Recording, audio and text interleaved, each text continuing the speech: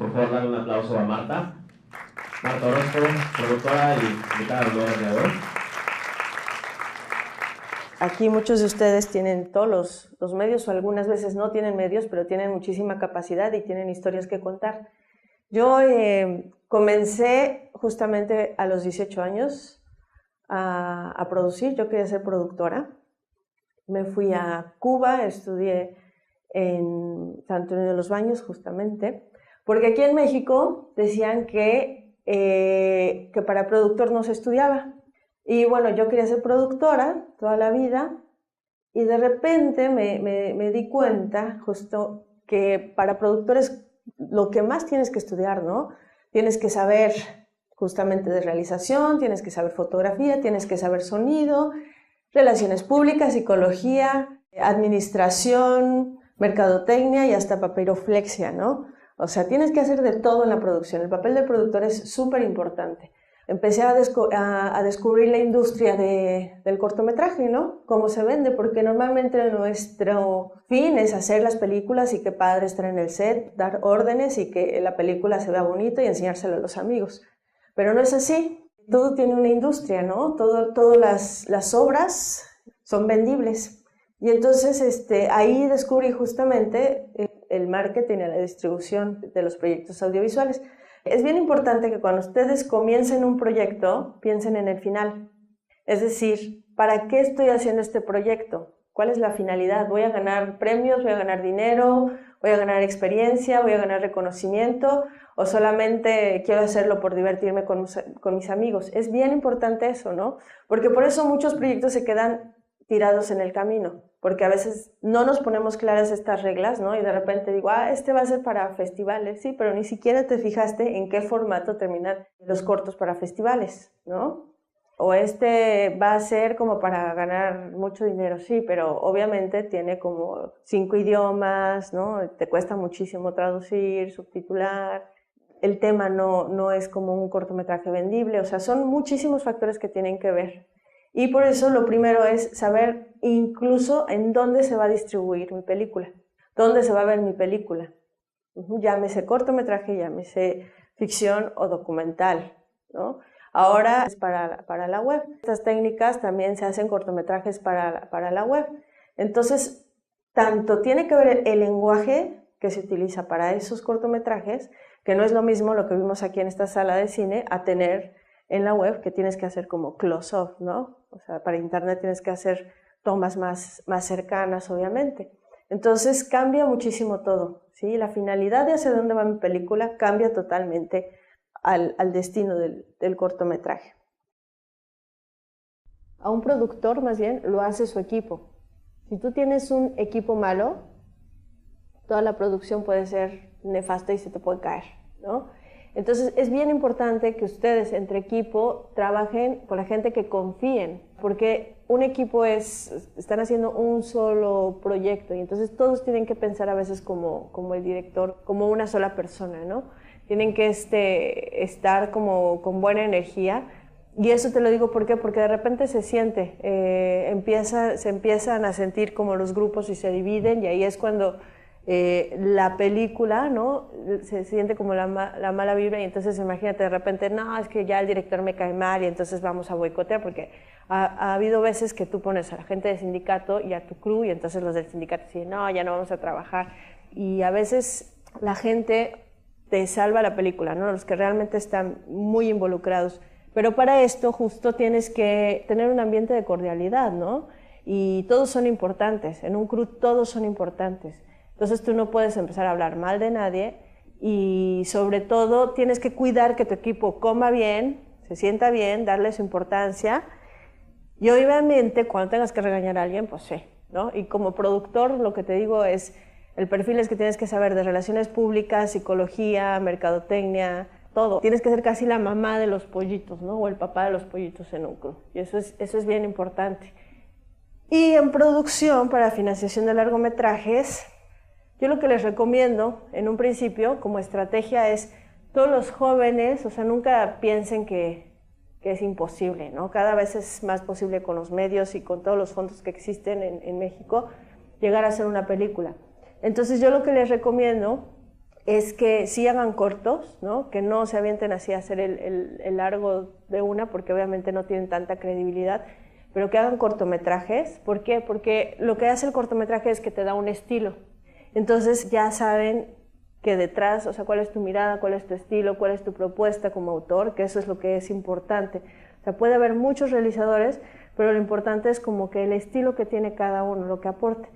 Ya lo que voy es, ¿por qué? ¿Dónde aplicar? Si tú tienes ya una trayectoria, un background, es más fácil que te consideren, ¿sí? Que llegues de una a decir, voy a hacer mi largometraje. Traten de filmar, aunque sean cortos chiquitos, cortos grandotes, ficción, documental, experimenten con todos tipos y de repente ya vean dónde tienen cabida o qué departamento les gusta más, porque a lo mejor les gusta más fotografía, sonido y ahorita están como experimentando de todo.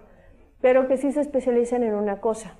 ¿Por qué? Porque de repente te empiezan a llamar como editor, como fotógrafo, como sonidista.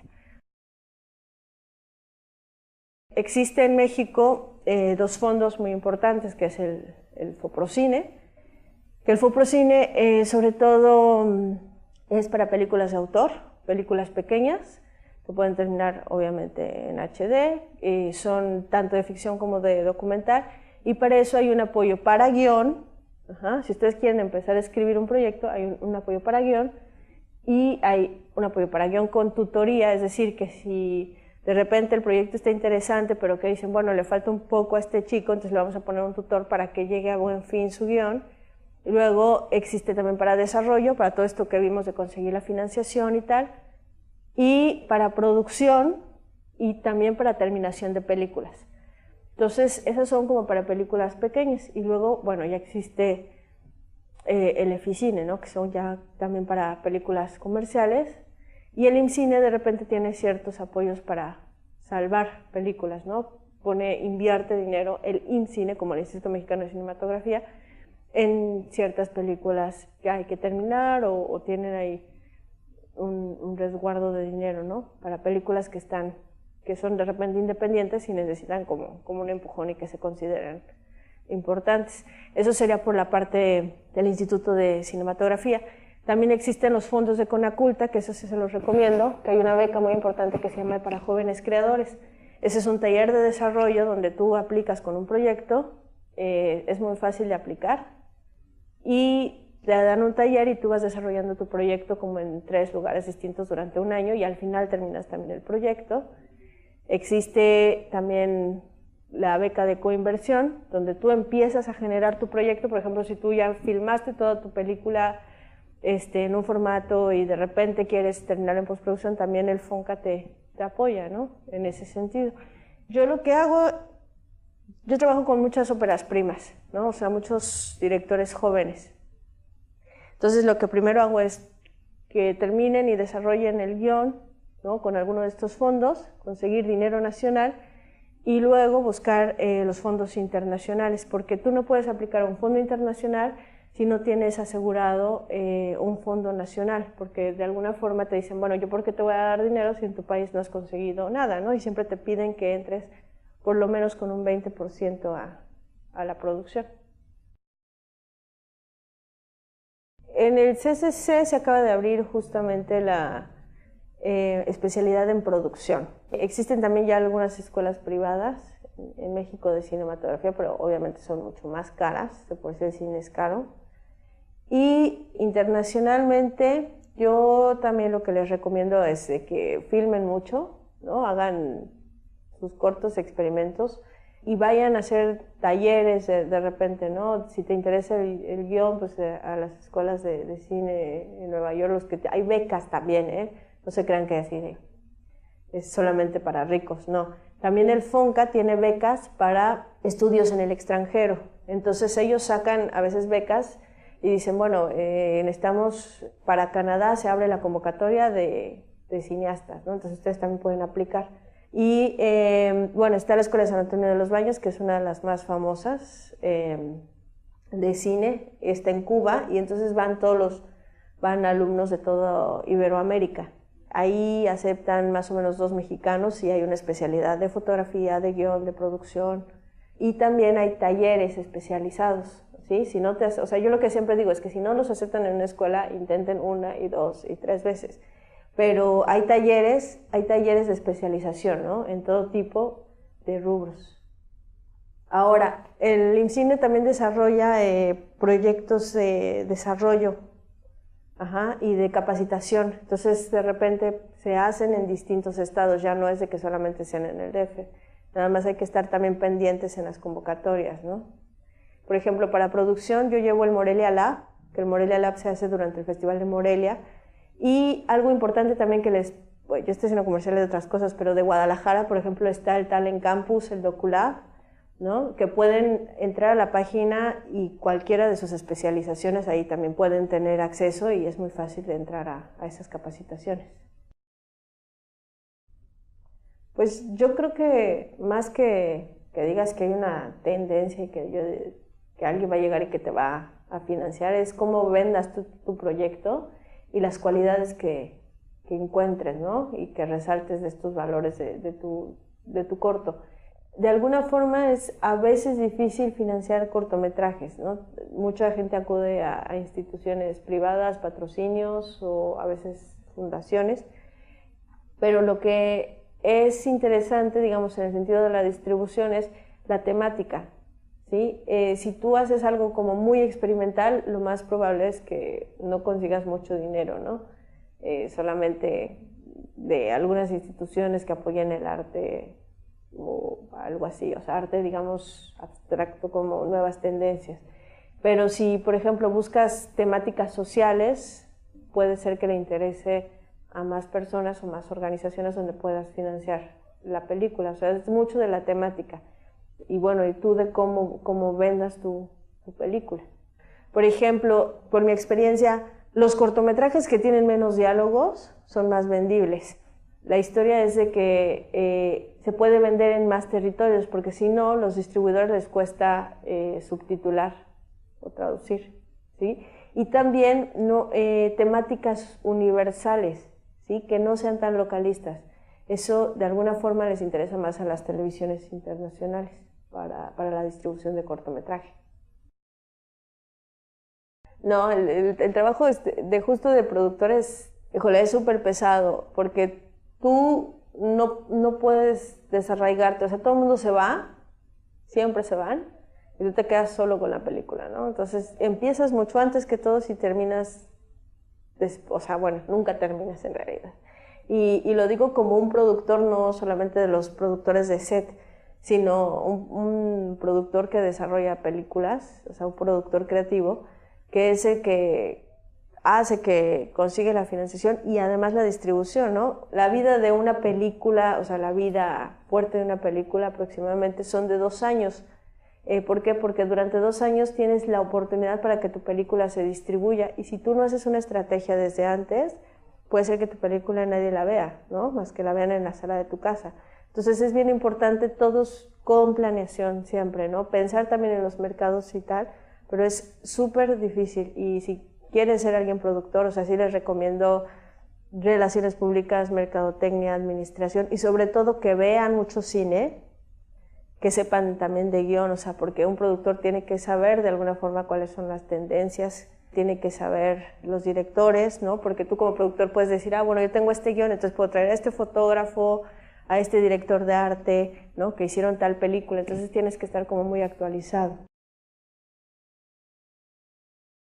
Festivales. Yo siempre lo que recomiendo, siempre tienen que considerar un festival nacional y un festival internacional. Normalmente les piden premier mundial, entonces tienen que tener en cuenta dónde quieren estrenar su película. Les piden premier mundial y luego les piden premier en territorio. O sea, si van a ir a Chile, les dicen que sea el único festival en Chile que se pase, ¿no? O en España también.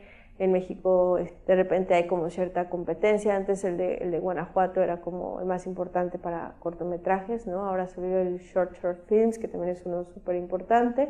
En el Festival de Guadalajara y el de Morelia, la diferencia es que el Festival de Guadalajara lo que tiene es un gran mercado. El mercado es la industria, todos los que vienen a comprar. Guadalajara, por ejemplo, te sirve para que hagas prensa, para que hagas nombre y entonces ahí eso es importante, ¿no? Que te des a conocer. yo lo que les recomiendo es que casi hagan un corto por año, ¿no? Que eso sería ideal, pero el chiste es estar en la industria. Entonces, de alguna forma es como que siempre estás consolidándote y estás ahí con las películas. Y, por ejemplo, en Morelia es como más óperas primas, más películas de autor, también hay cortometrajes. La ventaja de tanto de Guanajuato como de Morelia es que de repente hay secciones que se llevan, por ejemplo, a huracanes, ¿no? al Short Corner. Entonces eso lo que te hace es una proyección. Morelia lo que hace es tomar como los mejores cortometrajes, los lleva ahí y eso da una proyección para que gente de la distribución los tome o los vendan, ¿no? en las televisoras, básicamente. O simplemente seleccionadores de festivales. Entonces, por ejemplo, yo sí les recomiendo Clermont-Ferrand, que fue una gran experiencia. O sea, siempre tiren como a los de clase A, ¿no? Clase A quiere decir Cannes, Berlín, primero como que todos los grandes. Si ven que no funciona en los grandes, no se desanimen, vayan a la siguiente sección. Y lo que yo les recomiendo, que si no saben exactamente de una ruta de festivales, vean algún cortometraje que les gustó, cuál fue su ruta, ¿no? Como que estudienla y pueden repetir de alguna forma patrones de películas exitosas, ¿no? Para cualquier proyecto, tanto cortometraje, largometraje. Si están como un poco perdidos ahí en la industria, pero sí lo que les recomiendo es que no se desanimen, sino queda como en los grandes festivales, que siempre hay otras opciones. Y luego también hay como de ciertos géneros, ¿no? O ciertas temáticas, dependiendo qué tipo de festival y en dónde la tomen.